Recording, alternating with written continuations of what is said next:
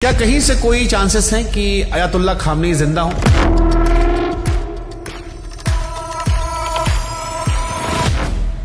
क्या हम और आप अपनी इस लाइफ टाइम में दोबारा न्यूक्लियर अटैक देखेंगे? 100% देखेंगे। ये वॉर वर्ल्ड वॉर में तब्दील हो सकती है? वर्ल्ड वॉर तो होके ही रहेगा।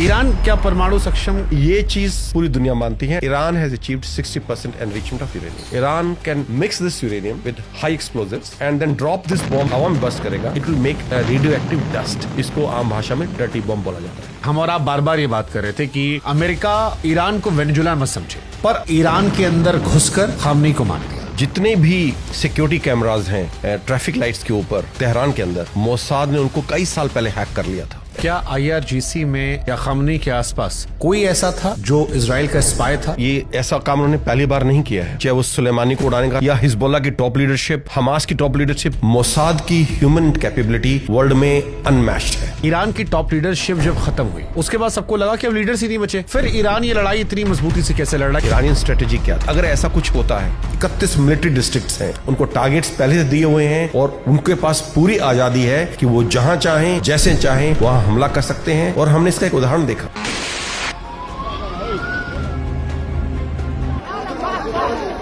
क्या ईरान बराबरी की लड़ाई लड़ रहा है? ईरान जीते, इजराइल जीते, अमेरिका जीते, एक चीज तय है, जो अमेरिकन एम्पायर है मिडिल ईस्ट में, वो हमेशा के लिए खत्म होगा। इसके एक थ्योरी चल रही है सर कि अमेरिका को ये वॉर बहुत महंगी पड़ रही है। आप अगर एक 20-25 हजार के ड्रोन को अटैक करने के लिए उससे 4 से 5 गुना ज्यादा मिसाइल यूज कर रहे हैं तो यू डू द मैथ्स। लेकिन इजराइल ने इसका एक तोड़ निकाला है। दुनिया में बहुत सारे लोग कह रहे हैं कि अमेरिका इजराइल की लड़ाई लड़ रहा है। No one wants to fight for Israel.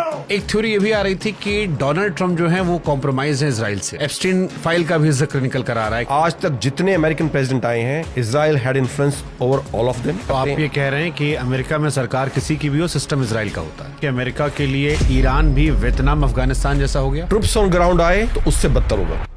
North Korea सब कुछ तय क्यों डरता है? बड़ा मीम चल रहा है। बहुत तकलीफ होती है।